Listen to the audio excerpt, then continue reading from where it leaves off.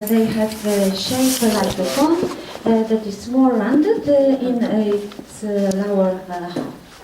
A few small ducts or epithelial cords are present in male. Breasts are located in the subcutaneous tissue. At the breast we can find a nipple. It's a cone shape, the greatest prominence of the breast, and areola. Areola, it's a circular pigmented area of the skin which surrounds the nipple.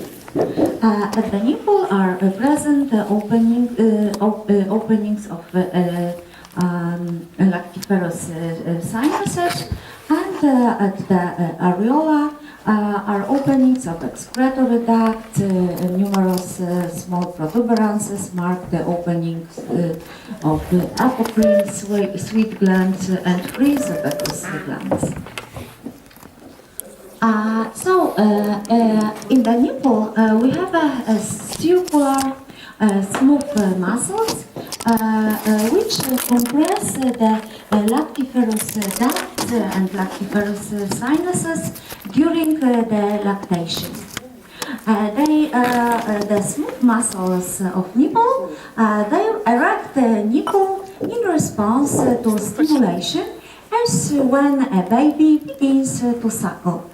Sometimes not only a baby. Breast transversally extends from the lateral border of the sternum to the mid-axillary line. Vertically extends from the second through 6 ribs. 2/3 of the bed are formed by pectoral fascia, which overlies the pectoralis major muscle. In the other third is formed by the fascia, which covers the serratus antio muscle.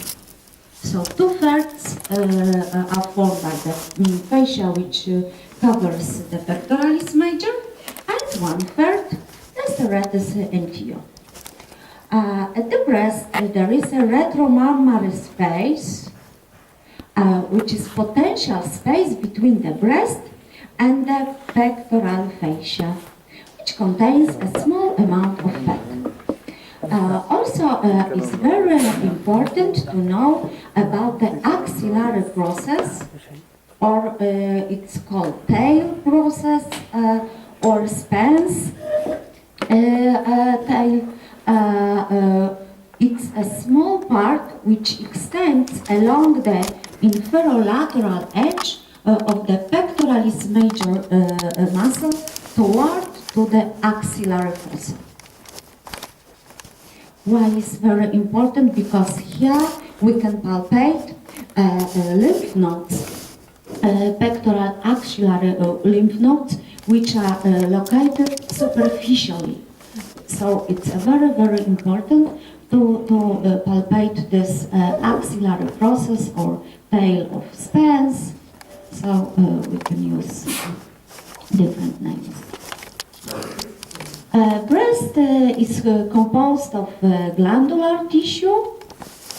So you can see here, it's a mammary gland, and fibrostroma, which contains a fatty tissue. And this fatty tissue determines the size of non-lactating breast. So also at the breast are present the suspensory ligaments of breast. So there are called the Cooper's ligaments. They permit bundles of connective tissue, and they additionally support the breast. Breast is composed of glandular tissue and from the 10 to 20 individual lobes. So we can see these lobes. Each lobe contains lobules. We will see at the next with terminal ducts and has openings that opens independently on the nipple. So lactiferous sinus is a dilated segment on the nipple. It's a continuation of the lactiferous duct. So here we can see the lactiferous duct, and next they dilate to form the lactiferous sinuses close to the nipple. The glands and lactiferous ducts are surrounded by the film, this fibrofatty tissue. Yes. This fibrofatty tissue has a rich blood supply. We will see at the next slides. We need to talk about this terminal duct lobular unit, so TDLU. It's a basic secretory unit. It's composed of one lobule. So there are present lobules, yes, which form a lobe, yes. So this smaller part of the lobe, there are lobules, and a lobule has one terminal duct. So from each lobule runs one terminal duct. Each lobule is composed, and here you can see with this between pink and red, yes, color, acini, yes. So each lobule is composed of acini that empty into the terminal ductule. So it's a smaller part, so terminal ductule, and next the terminal duct, yes, which leaves one lobule. Why we are talking about it? Because it's a key importance in pathohistology. So it's acini plus terminal duct. They form this terminal duct lobular unit, and it's a key importance in pathohistology. So it's the site where most malignant breast tumors originate. At Poland, the cancer of breast is the killer of women at the first place. I didn't check how is in your countries. Every year I try to check it, yes, but I can't find enough time to find it, yes. But generally in the world, yes, it's the killer of the first place. So let's look how passes for example, the milk, so the outflow of the mammary gland secretion. So lobe is this bigger part, and next lobe, which is composed of smaller lobules. There, from the lobules, there are terminal ducts. Next, the lactiferous ducts. Next, the lactiferous sinuses, and orifices on the nipple.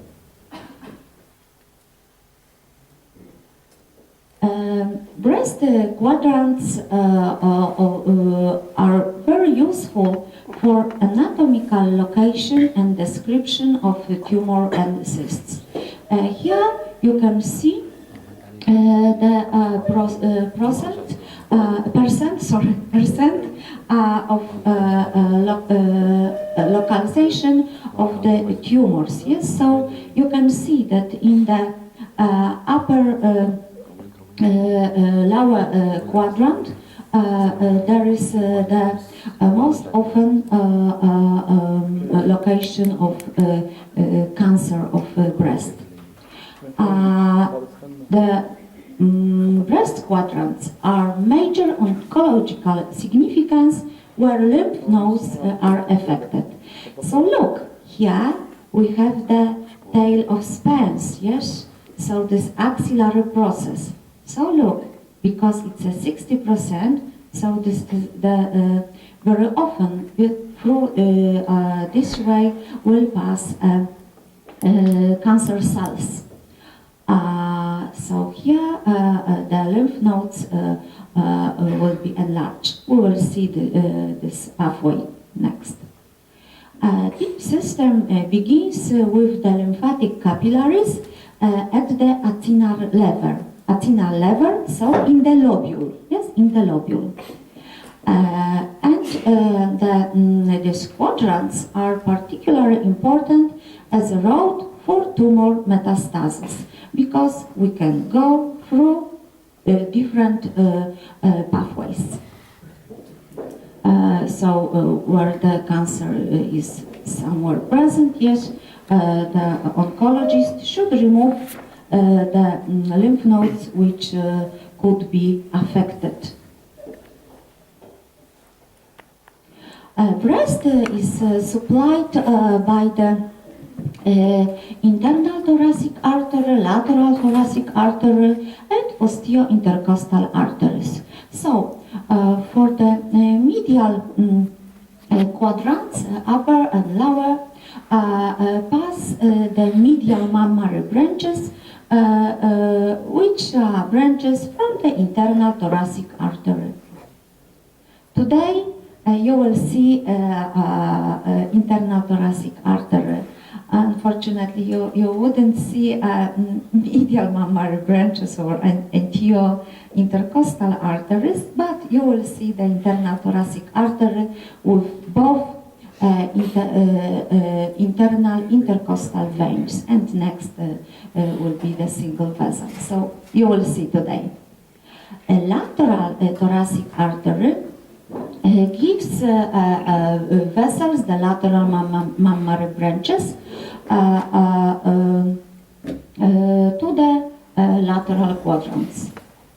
And also we have the mammary branches which supply the lower quadrants, so from the posterior intercostal arteries. Breast is drained by the internal and lateral thoracic veins. So internal thoracic vein passes next and drains to the brachiocephalic vein, and axillary vein and lateral thoracic vein to the axillary vein. Breast has a innervation from the intercostal nerves from 2 to 6, and the intercostal nerves, they give medial and lateral mammary branches, so that's easy, yes. And remember that superiorly the superior quadrants are supplied by branches from the they called supraclavicular nerves. Maybe when they leave the border of the clavicule, they will call it the subclavicular. So there are from the cervical plexus, supraclavicular.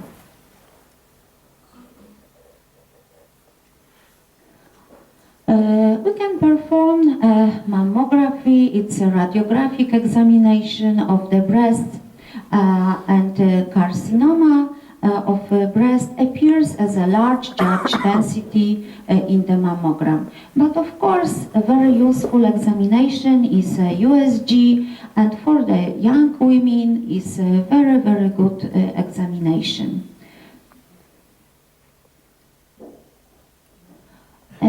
Now let's talk about the lymphatic system, and next we return to the breast when we will talk about the pathways of the lymph from the breast. So now general information. Of course I wouldn't ask about it, yes. I need to explain you how is composed this lymphatic system? Because with the secondary you have some abbreviation like MALT, GALT, BALT. Yes, next we can find lymphoproliferative diseases, the lymphoma. So they are connected with this tissue. So only now in general. So we divide lymphatic system into the lymphatic organs and the lymphatic vascular system. To the primary lymphatic organs belongs bone marrow and thymus.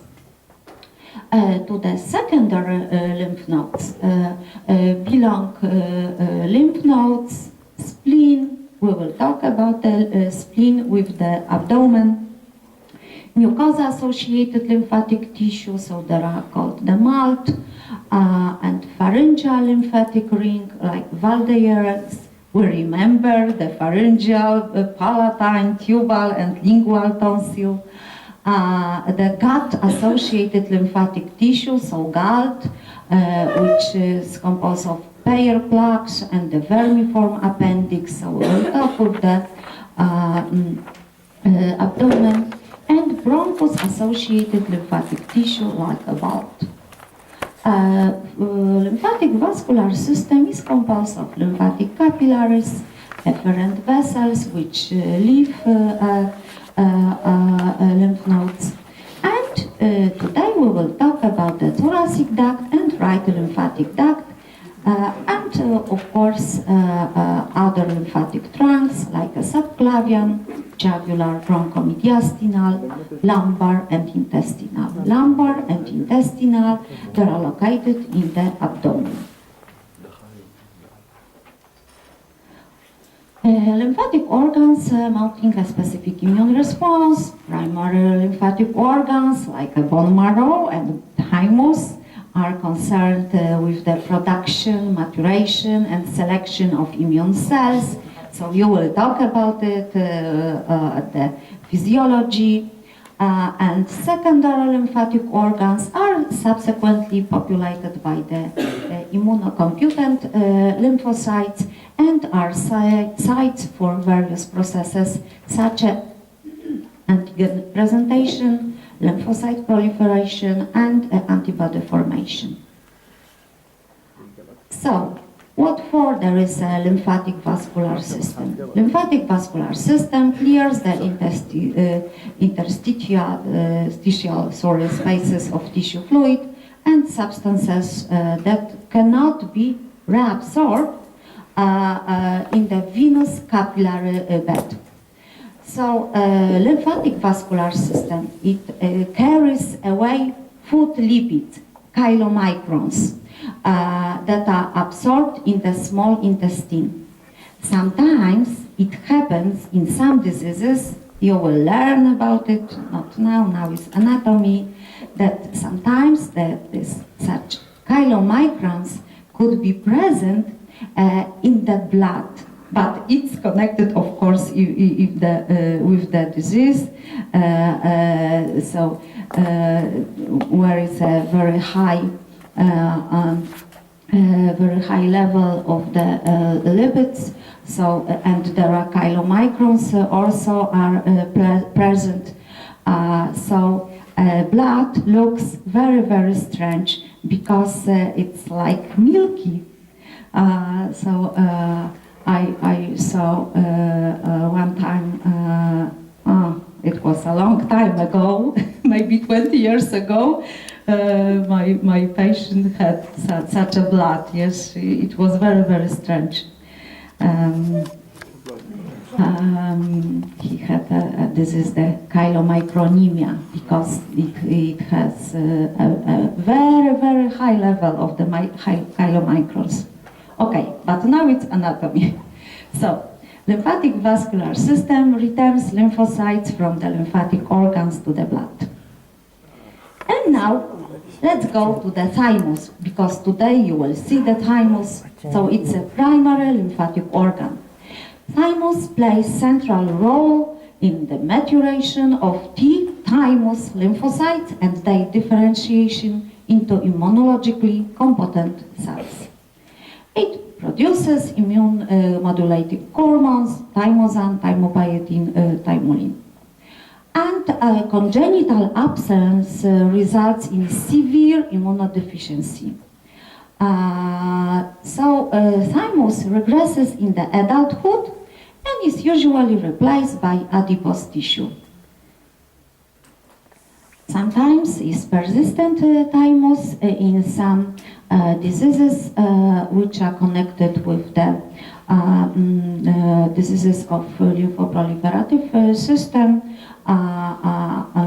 and it's a very dangerous disease because the thymus could be present, yes, is enlarged and presses or the structures which are in the close relation, and we will see it. So thymus consists of a right and left lobes, and thymus is subdivided by the fibrous septa into numerous lobules. So thymus is located in the inferior part of the neck and the anterior part of the superior mediastinum, but also extends down into the anterior mediastinum, and it extends especially in newborn. So in newborn you can see the thymus in the anterior mediastinum also. Thymic triangle is the projection onto the projection of the thymus onto the chest wall. So, where is located thymus? Which structures, anatomical structures, are in close relation into the thymus? So, thymus lies on the trachea. Is located posterior to the sternum and the pretracheal lamina of the cervical fascia. So, pretracheal lamina of the cervical fascia covers the thymus. Thymus can reach, maybe in this picture we can see it, yes, but can reach thyroid gland. Thymus is located anterior to the brachiocephalic veins, so the left and the right, to the superior vena cava, and the ascending aorta. Thymus is located where is present in the superior and anterior mediastinum, so is located anterior to the pericardium.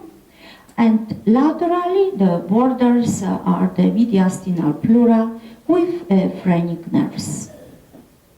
And of course, the pericardiaco-phrenic arteries and veins. Yes. Thymus is supplied by the branches from the internal thoracic artery or pericardiaco-phrenic artery, which passes with the phrenic nerve. Thymic veins return to the brachiocephalic veins, left or right, or into the internal thoracic veins, also to the brachiocephalic veins, or into the inferior thyroid veins, and next to the subclavian veins. Lymph is drained to the parasternal lymph nodes, which are located on the both sides of the trachea, brachiocephalic and tracheobronchial lymph nodes. Innervation is from the vagus, of course, and from the sympathetic trunk through the cervical cardiac nerves, from the cervical ganglia of the sympathetic trunk, and cervical cardiac branches from the vagus.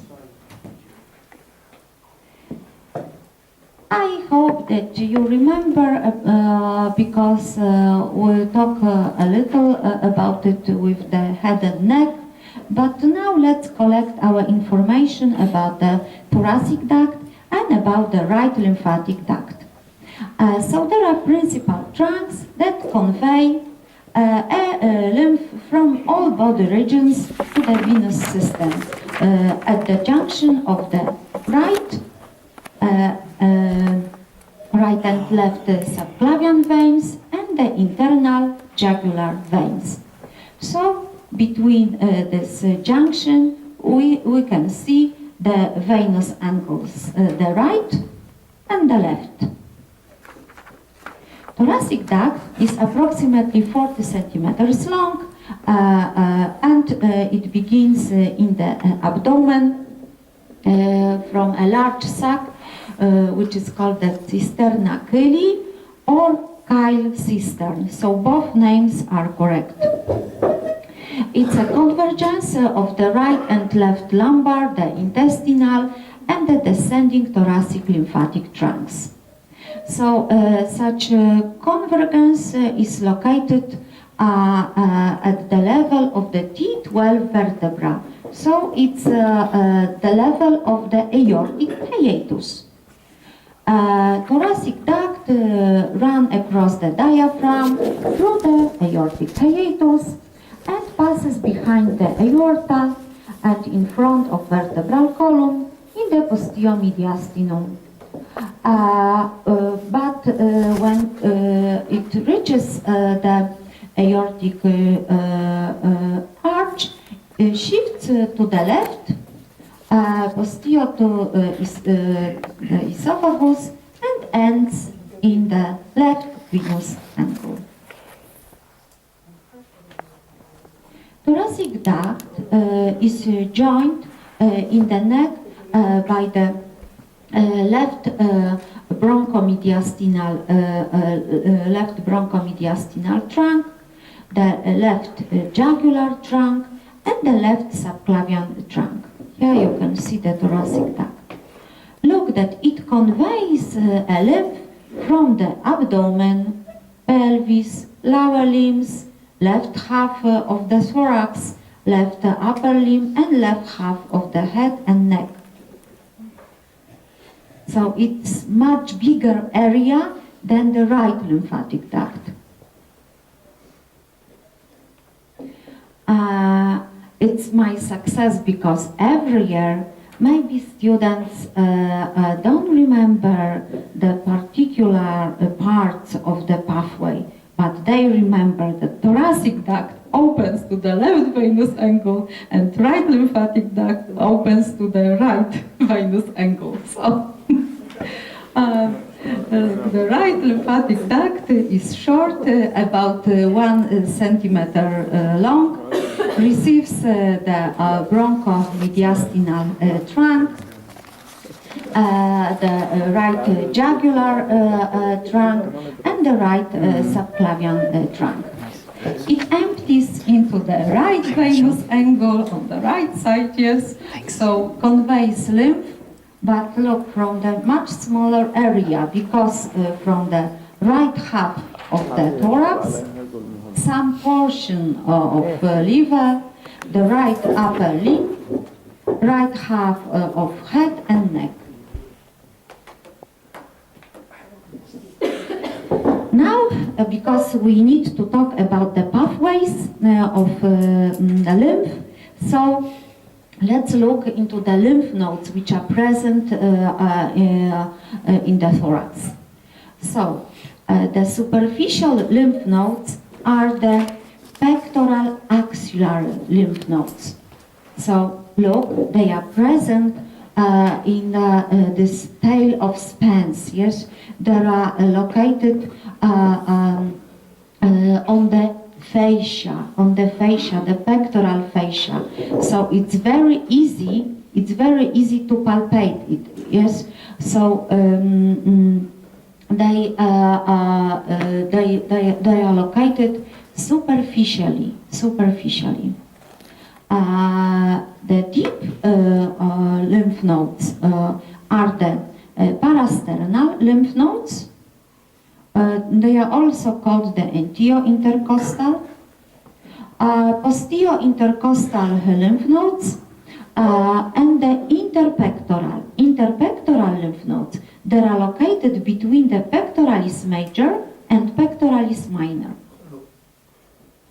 Also we have the lymph nodes of the thoracic cavity. Yes. So inside in the thoracic cavity, there are present the mediastinal lymph nodes. So there are antio or posteo. So posteo will be present in the posteo mediastinum, antio in the antio. Paratracheal lymph nodes, which are located on the both sides of the trachea. Tracheobronchial lymph nodes, superior and inferior. Superior tracheobronchial lymph nodes are located in the place where the trachea changes into the main bronchus, the right or left. So superiorly in this angle, yes, between the trachea and the right main bronchus and the left. Inferior tracheobronchial lymph nodes are located in the bifurcation of the trachea. So this inferior tracheobronchial lymph nodes are present in the middle mediastinum. Look, because it's lower than the bifurcation of the trachea. Bifurcation of the trachea is the end of the superior mediastinum. So the lymph nodes are slightly lower. Bronchopulmonary lymph nodes, the hilar lymph nodes, are located in the hilum of the lung. And the pulmonary lymph nodes are located on the wall, are present on the wall of the bronchi. So let's look to the lymphatic drainage from the lungs. Yes, because at the previous lecture we were talking about the lungs. Yes, so now let's collect a lymph from the lungs. So superficial subpleural lymphatic plexus lies deep to the visceral pleura, which covers a lung and drains parenchyma tissue and visceral pleura. So this superficial with the superficial are connected bronchopulmonary lymph nodes in the hilum of the lung.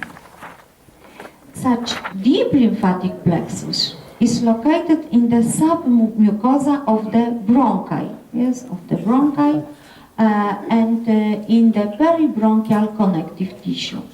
And with this deep lymphatic plexus are connected the pulmonary lymph nodes. So they are along the lobar bronchi. Yes, we remember that in the right lung we have the three lobar bronchi, superior, middle and inferior. In the left only superior and inferior. So here you can see some schema, yes, of the lymphatic drainage from the lungs. So when we are going with the superficial lymphatic plexus, so through the bronchopulmonary lymph nodes, and next, look, we can go to the inferior tracheobronchial lymph nodes or to the superior. So through the both ways. Yes. Also, we can go to the paratracheal lymph nodes. So sometimes the lymph passes in strange ways. Yes. Next, these lymph nodes, they form the bronchomediastinal trunk, and of course it depends on a side. Yes. So right or left. Yes. So on the right side, to the right lymphatic duct, on On the left side, the thoracic duct. Deep lymphatic plexus, you need only add the pulmonary lymph nodes. The pathway is the same like was the previous years. So the same, the bronchopulmonary lymph nodes, inferior and superior tracheobronchial lymph nodes, and from them we can go to the paratracheal lymph nodes, but from these lymph nodes could be formed directly the right bronchomediastinal trunk or left. And on the left side, it's the same. Also, we need to imagine, yes, how passes the lymph from other structures like a thymus, pericardium, heart, and diaphragm. So we can go through the anterior-mediastinal lymph nodes, which form the anterior bronchomediastinal trunk. So they are present in the anterior mediastinum, and next it depends on the side. So on the right side, right lymphatic duct, on the left, thoracic duct.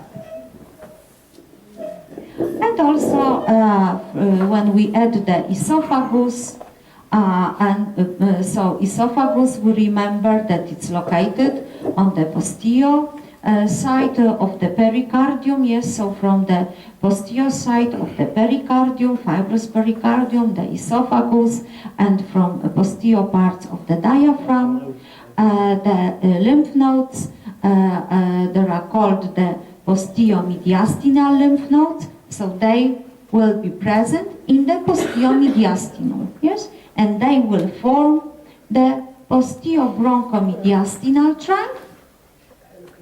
And next is the same. On the right side, right lymphatic duct. On the left, thoracic duct. And now, very important lymphatic drainage of breast. I promise I will ask about it. I don't know during the lab, during the credits, but it should be because it's very, very important. I've told you because it's connected with the pathway of cancer cells which go with the lymph, so it's very important to know. So generally in the lymphatic drainage of breast we can find 4 main roads. Of course they can change, yes, but generally we give some schema, yes, so we can find the anterior axillary pathway, axillary pathway, intermuscular pathway, anterior intercostal pathway, and posterior intercostal pathway. So let's look to them. Axillary pathway, the most important, because 60%, yes, cancer cells could be located in the lateral upper quadrants. So, firstly, we need to start with the subareolar lymphatic plexus. Yes? So we are starting in the acinar level, yes, and next we go through this outflow of the breast, and next the cancer cells can go to the pectoral axillary lymph nodes. So these lymph nodes, which are very easy palpated, yes, it's very easy. And next the lymph goes to the central axillary lymph nodes. They are present in the top of the axilla, yes, so we need to put the fingers to the top of the axilla. And next, the lymph can go to the infraclavicular lymph nodes, which are called apical or supraclavicular. But from supraclavicular or infraclavicular, it's the same, the subclavian lymphatic trunk. And we remember that subclavian lymphatic trunk runs and opens on the left side, thoracic duct, on the right side, right lymphatic duct. intermuscular pathway is connected with the lymph nodes which are located between the pectoralis major and pectoralis minor. So it's not easy to palpate them, but where they will be very enlarged, it's possible. But it's much difficult. So, we're starting the same. So, subareolar lymphatic plexus. And next we are going through the interpectoral lymph nodes that are present here. And next we can go through two pathways. Yes, one is to the central, so like was with the axillary pathway, or we can go directly to this apical, this infraclavicular. So sometimes the axillary lymph nodes, this central axillary lymph nodes, wouldn't be enlarged. Sometimes it happens. And from this apical, infraclavicular, the subclavian lymphatic trunk, and to the right, lymphatic duct or thoracic duct. The anterior intercostal pathway is formed from the medial quadrants, and it's very important to talk about this pathway because look that the lymph with the cancer cells can go to the another breast. Why? Because here there are formed the parasternal lymph nodes which form the sternal trunk, and it has a connection with the lymph nodes on the another breast. So two breasts could be affected. Yes, so it's very not unpleasant information, but it's awful information for women, yes, where she can hear that both breasts are affected. So such information can kill, yes, sometimes. So, look.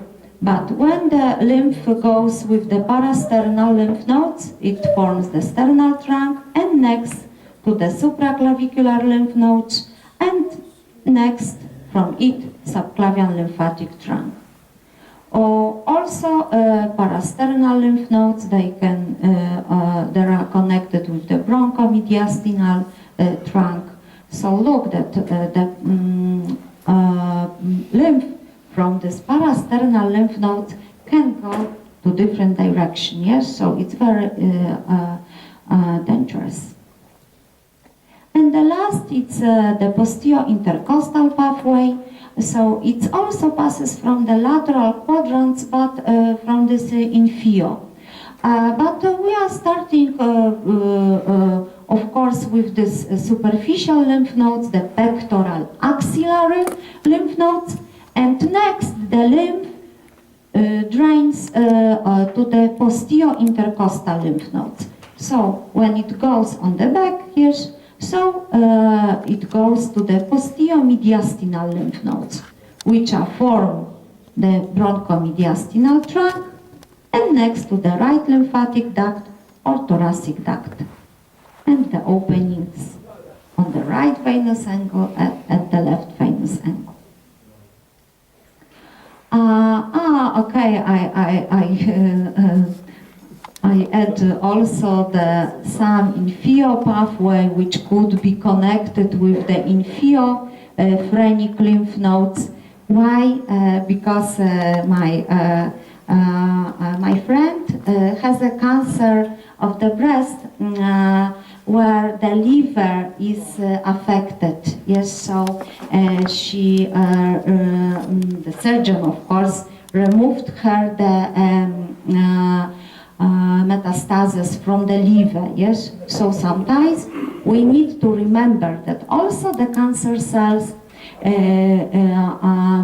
could go from the subalveolar lymphatic plexus to the inferior-phrenic lymph nodes, next to the posterior-mediastinal. So this inferior-phrenic lymph nodes show to the liver. So now for girls, yes, but remember, cancer also could be in men, yes, but it's very, very rare. So generally, women need to examine their breasts. The best period is after the menstruation, so it's the best. And one time in month, yes, woman should examine her breasts. There are different proposition of the examination of the breast. So every time I'm telling my patients that don't expect that only X-ray like a mammography or USG show you that you have a cancer, because sometimes I know I have a lot of friends who have cancers, and they safe. They are safe because they found themselves the cancer. Yes, they palpate or they notice that something is strange. Yes, the area of the breast is strange a little bit, so they didn't wait only for the mammography or USG. So remember. Okay, and now let's look into the azygos system of veins. So they drain the back and the thoraco-abdominal walls, and they pass on each side of the vertebral column. They exhibit, the azygos system exhibits much variation in its origin, course, tributaries, and anastomosis. So if I need to ask you about the collection of the blood through the veins, I need to give you a question which is typical, yes, because sometimes from some intercostal spaces could be a difference, yes. So the question will be concerned only with the typical place. The azygos system of veins creates a shunt between the superior and inferior vena cava, because when we have some blockage, for example in the portal vein, we can go through the left gastric